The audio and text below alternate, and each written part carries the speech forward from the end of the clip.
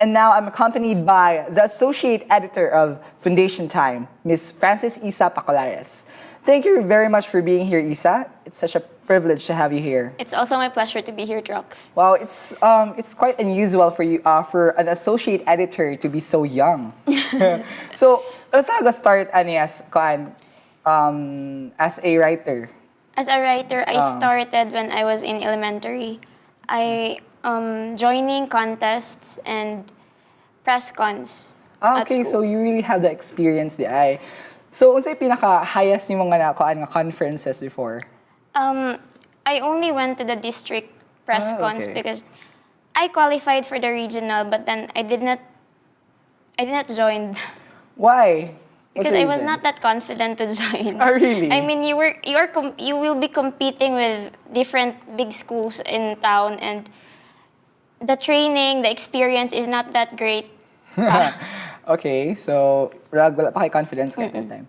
Pero how come you joined Foundation Time? There is really a writer within me that I really want to write despite of the pressures, the challenges that a student writer goes through. Kanang ganahan na jud ko mo write nga. As in? Gateway maguna ko ang writing nga diha na ko i-express akong feelings, akong emotions since then pa. Okay, so it's really bounded within every fiber of your being. You being a writer, di ba? Exactly. Yeah, exactly. Okay, so how did you come up being a associate editor, di ba? It's quite unusual for you as a first year back then, di ba? To be associate editor.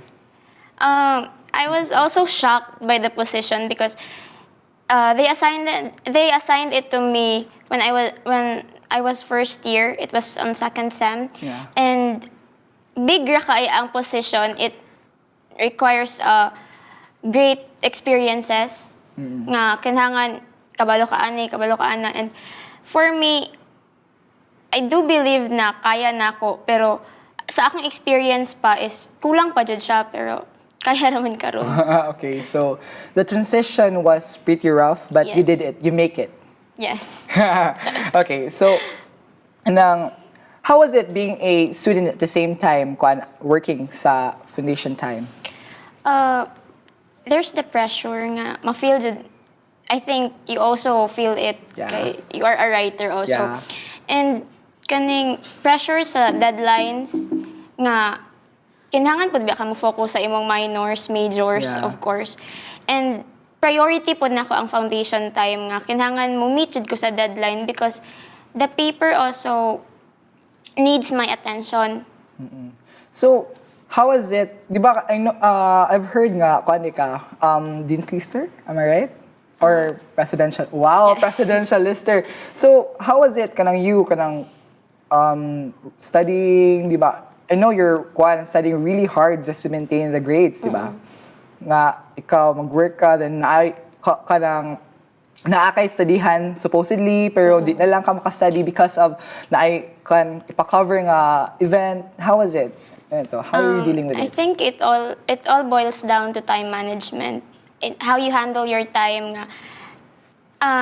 And also procrastination. You should avoid that kay kinahanglan jud ka mo meet sa imong deadline dili kay ug maaran ako ni buhaton. So kung ma-avoid nimo na is nakay time to study, to have fun. You will never lose the student within you.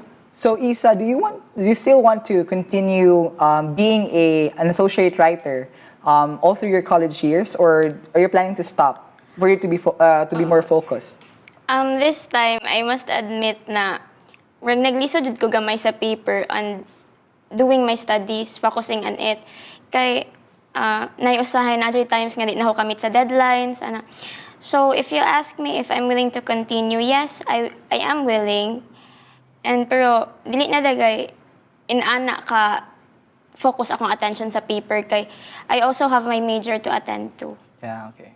So what are the major bumps that you have come along sa imong journey as a writer and at the same time a staff here in Foundation Time? Meeting deadlines. Mura na siya. Mojo na siya major ko an.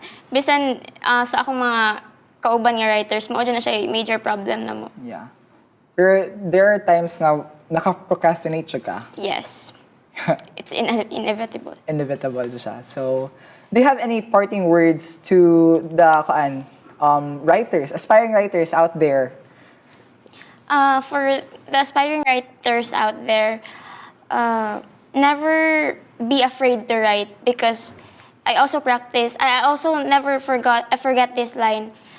If you won't write it, who else will? So kana siya. Yeah. Okay. So thank you very much for all your time, for sharing your time with us, Frances Isa Pacolares. You're welcome. It is such a privilege to have you here. Thank you very much. That would be all for tonight, ladies and gentlemen. Join me next time in another episode of iGreyhound. This has been TG Torres. Good evening.